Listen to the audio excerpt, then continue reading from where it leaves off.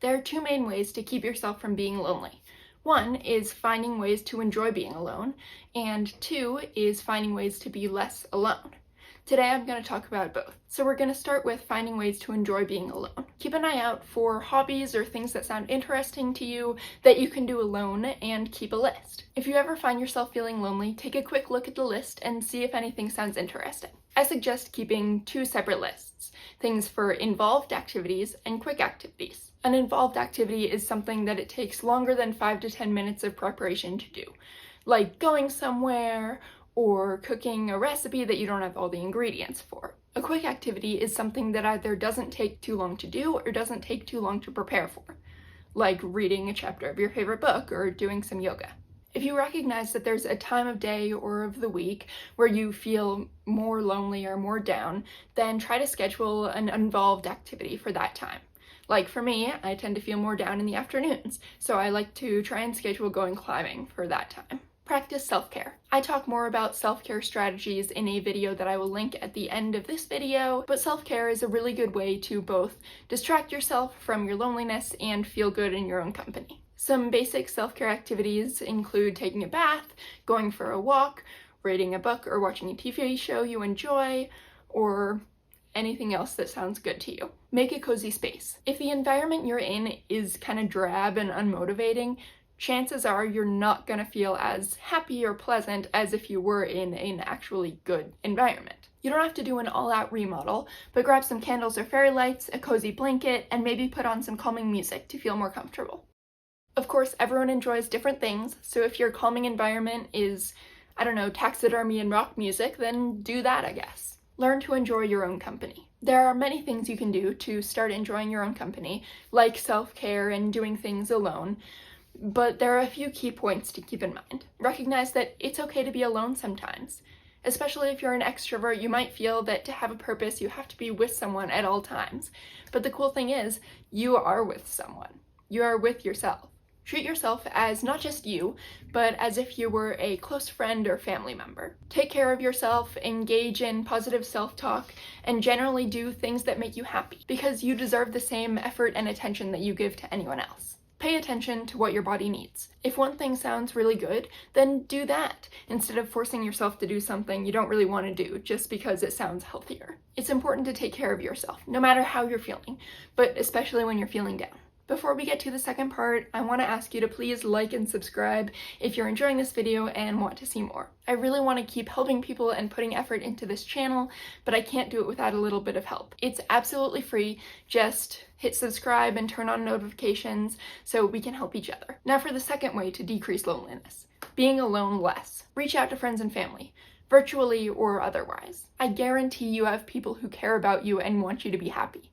Reach out to one or more of those people. This not only makes you feel less alone in the moment, but deepens connections so you'll feel less alone in the future. Take a class. There are lots of classes that you can take, both paid and free, where you can go and, if not be super social, at least be around people. Classes at local libraries, community centers, or churches are often free, so if you look on those websites or find anything that's interesting there, then I would suggest that as a free option. If you're willing to spend some money, then maybe do some classes at a local community college or an art studio, maybe take a cooking class, or anything else that interests you. Most cities, even pretty small ones, have some sort of variety of classes. If you'd like, you can sign up for longer-term classes, like a class at a community college that meets twice a week for 6 weeks.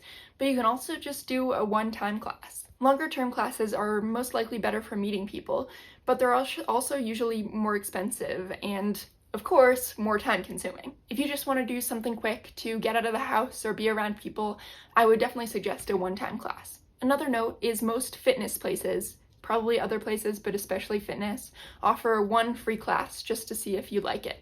So if you're interested but not sure if you want to spend the money, then maybe you can go and try out just once a class. Join online communities. In this day and age, there are so many online websites and apps and all that kind of stuff for ways to make friends and build communities. I think they're very helpful, but also be careful. I was lonely for a while and I was on a friendship app, and I found that most of the people reaching out to me were just guys wanting to date or hook up.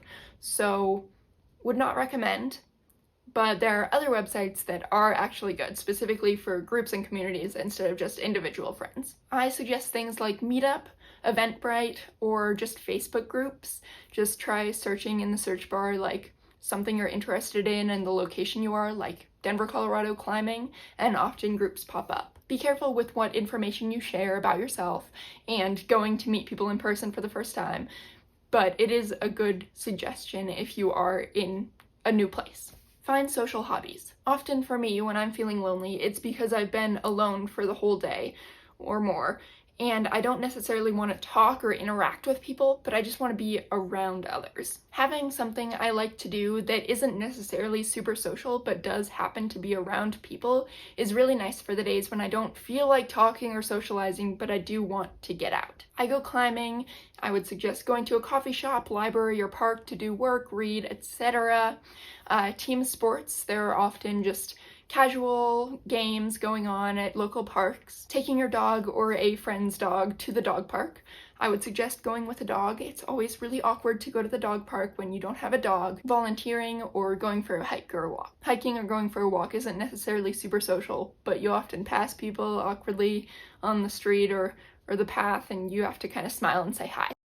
There are a lot of options for things to do that range from a decent amount of chatting to just being around people. So decide what you feel up for and maybe try to do one of these hobbies or activities. The no-no rule. This isn't for meeting new people, but it's a thing that my therapist told me that I came up with a fun name for. When I was in high school, I was super depressed and always had trouble going out with friends. I tended to have fun when I did go out, but it was really, really hard to motivate myself to get up and go. My therapist told me that if someone invited me to something, unless I was like otherwise occupied, I had to go. I didn't have to go for long, but I had to go. I call it the no-no rule because you can't say no, aka no. If you frequently feel lonely, but like me, struggle to get out because just the idea of leaving the house causes you a lot of anxiety, I definitely suggest this rule. It's really helpful when you don't feel capable of making plans yourself because all you really have to do is say yes and show up, only for a little while. It doesn't have to be a big commitment, but it gets you out of the house and shows friends that you actually do still like them. Feel free to take the strategies you like and leave the ones you don't, and to really take advantage of self-care, even if you don't have a lot of time, make sure to watch this video next. Bye!